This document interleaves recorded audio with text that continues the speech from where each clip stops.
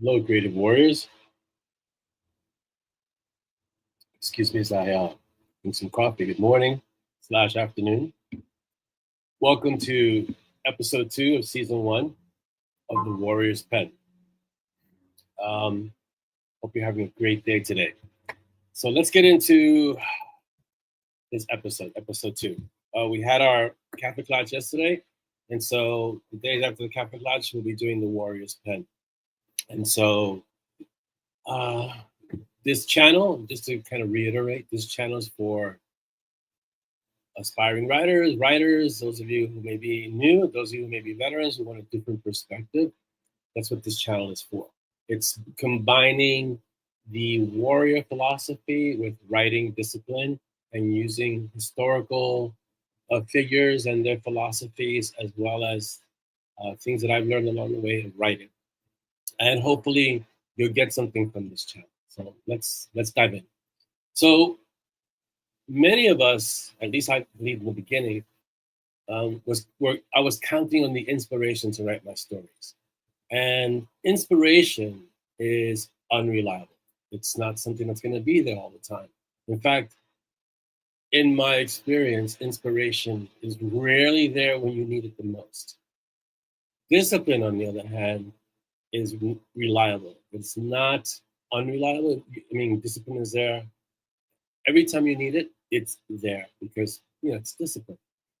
If you depend on inspiration to write, and trust me, I've done this. I've been one of those writers who's waiting for the muse to arrive from somewhere, and I was left waiting most of the time.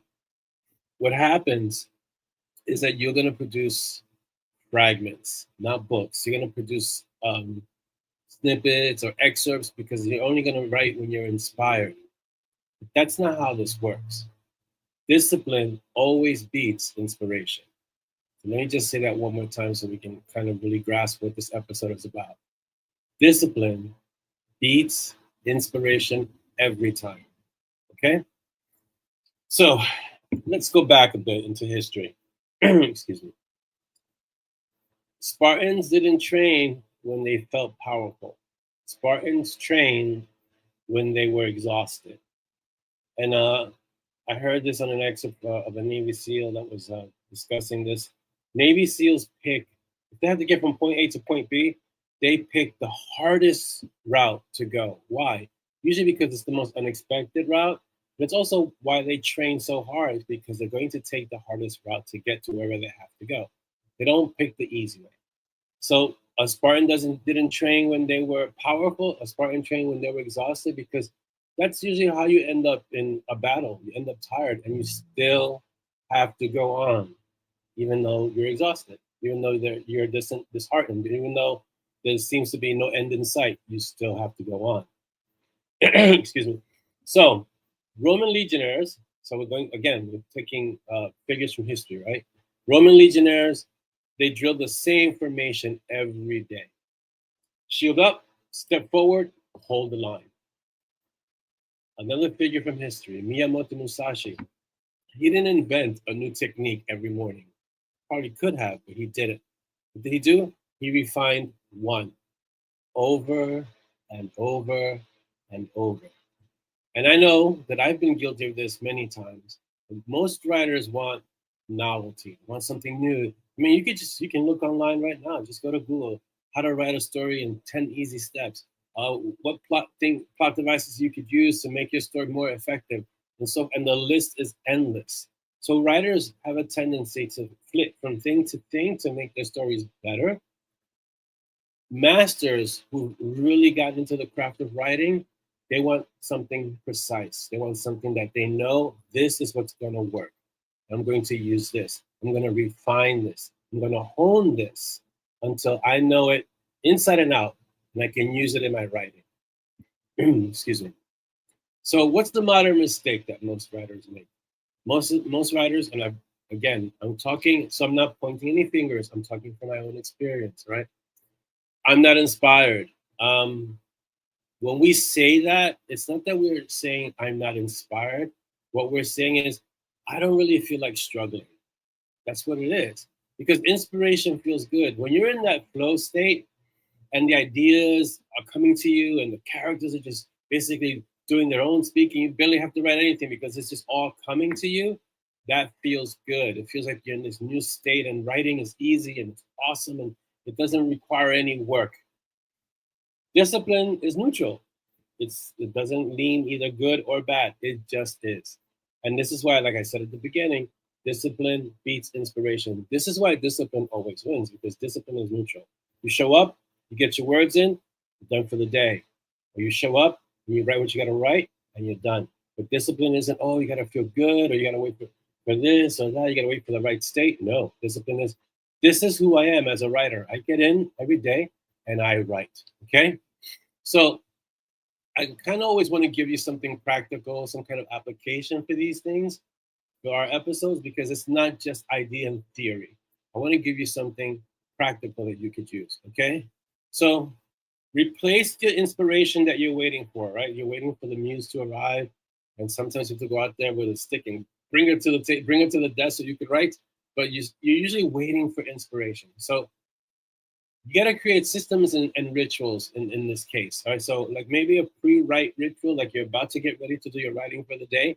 Something that I do because I listen to a particular kind of music. I listen to vocal chants when I write, and I don't listen to the words, but somehow the sensor in my brain that tells me, oh, that story's not good, or the character would never say that, it shuts up when I put on this music. So I put on this music first. So it's a pre write ritual. I get this music on. Maybe some of you have a favorite mug, and you fill it with with coffee, like I do, because I also drink a lot of coffee when I write. So maybe you fill up your favorite mug with coffee, like some stronger the better, some really good coffee or tea or whatever it is that you drink. Maybe you have to get into a special chair, and you get into your chair and you're ready. This is the chair that you do your writing in. Maybe you have a special corner or a special coffee shop, whatever the case may be, where you engage in writing. And then, so this is your pre-write ritual. Same song, same drink, same location. What that does, it conditions your brain to say, okay, time to write. It's time to get some writing in today. Doesn't matter if you feel inspired or not. You're creating a discipline. So you get the same song, you get the same drink, get your coffee on if you're like me, or the same location. I have my corner of the room where I write, and that's the place where I do all the writing. Okay.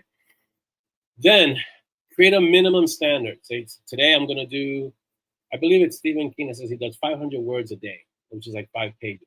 But you could do 100 words a day. You could do 200. You could do 1,000. Whatever you want to set as your standard, you create a minimum standard for you. Don't compare it to anyone else. This is your journey. This is your process. Create a minimum standard. Say 500 words every day. No negotiation. Don't get up. Don't let yourself get distracted. Don't go online and check what else is happening on the internet. You get your 500 words in with no negotiation, and you get them in and you get them done. Okay.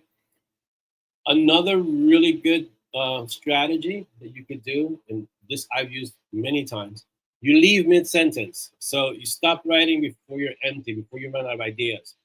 That way, when you come back to the story, you know exactly where to pick up, and you return the next day with momentum. So you jump right in and you hit the floor running. So leave mid-sentence. Don't say, I gotta finish this chapter and it's gonna be done, and then the next day you're kind of like lost, like, oh, how do I pick up the story up again? No, stop mid-sentence and then leave it for the next day, for the next writing session. And when you come back, you realize, oh yeah, this is where I left off. Let me get back into it, and you can jump right into the story. You dive right in. Okay. Review this weekly. Okay, not daily. Sometimes we review things daily, and then we're tempted to change things. Get into a group, right? Write several days and then review it at the end of the week, at the end of your session, whatever your session is like. Because if you do it every day, we have a tendency sometimes to get so lost into the editing that we don't actually do the writing. So give yourself some space. Now, there is a strategy of reading the prior day's work and doing some light editing so you can kind of get into the flow for today's work. That I can see happening, but don't get into the point where you're doing heavy editing and you're changing things and you're revamping things only to not get any writing done that day because you spent all the time editing and fixing and kind of polishing. So if you're going to do that, give yourself some time so you can build up a nice little body of work, several days worth. Review that at the end of the week, then you get right back into it. Strategy, your strategy is separate from your execution. Okay, so remember those things: having the strategy and the execution. The execution is really important because if you're not writing anything, there's nothing to strategize about. You can't edit a blank page, as the saying goes. Okay, just understand that's really important. All right, some more important things I want to share with you, and this is something that many authors are, I guess, guilty of, myself included. So understand that everything that I share here with you, it's really putting myself first. Okay. So Marcus Aurelius wrote privately the Meditations, what ended up being Meditations, that book was not for publishing. It wasn't for everyone. It was really basically him writing to himself. He didn't write for applause. He didn't write for recognition. He wrote because it clarified his mind. Remember who Marcus Aurelius was? He was an emperor of Rome. So at one point, he was the most powerful man in the world. And he had to write these things kind of to remind himself, hey, you're going to deal with difficult people. You're going to end up with this situation. Don't let the outside situations control your mind. The only thing you have control of is your mind, not outside situations. And you can determine the control that you have, but you can't control the world and things like that. But everything that he wrote was private. It wasn't for anyone else to read. We ended up 2,000 years later being able to read it because it was saved, and it was then compiled into a book. But his meditations were for him. So he didn't write for applause. He wrote because it clarified, it made his mind clear, gave him a clarity of purpose and thought. So what I want you to do, I want you to kind of take that concept and write because it sharpens you. Not just because it excites you, because that feeling of excitement is fleeting, can come and it can go. But write because it sharpens you. Okay? So in closing, these aren't very long, these are very short, to the point. Okay? All right, inspiration will visit you. Yes, there are times when inspiration will arrive and you'll be like, yes, and you jump into the story and it flows and it grows and the characters are taking a life of their own. Inspiration will visit. This is very true. But discipline remains with you always. Okay? This is the big difference. Inspiration is every so often. Discipline is constantly, it remains, it's constant. So choose what remains. Okay? Choose the discipline. I'm not saying it's easy. It's very easy to say these words, but it's not easy to implement. So the same way when you train your body, you have to make a habit of training daily. And I'm not saying you kill yourself daily, but you train yourself daily in one way or another. I want you to take these concepts and forge better stories. Okay. If this video was helpful to you, if this episode 2 was helpful for you, please don't forget to leave a like, subscribe. If you really want to see these principles and concepts in action, join my Patreon. It's in the description below, and you can see how, as I write stories, if you join, right, you can see how the stories grow, how they change, and they go through metamorphosis, and they kind of get. I kind of revamp them and add here, take here. You can see the process happening live. You can see it as I'm going through the changes and kind of refining the story. You'll see it as it's happening. If you're part of the Patreon, because you'll see the stories, and also you'll get access to exclusive Patreon stories, and you can kind of see the different stories and how they work, and excuse me, how some stories they may differ from other stories, and how these elements interact. So join the Patreon. It's really helpful. And it kind of puts everything that I'm discussing here in active. You can see it happening real time, really. Don't forget to like and subscribe, as I said earlier. Share the word if you think someone can use the Warriors Pen episodes in their lives. Thank you for being here today. And it's really we're kind of jumping back into the Creative Warrior experience. So I want to thank you for being here with me today. I know I see like 4 people here, which is awesome. If you have any questions about any of these topics and about writing in general, don't forget to leave your comments below, and I will make sure to answer all the comments all the questions that are there, and I'll get to them. and give you your answers as best as possible. Okay? So go out there and forge better stories. Have a great day.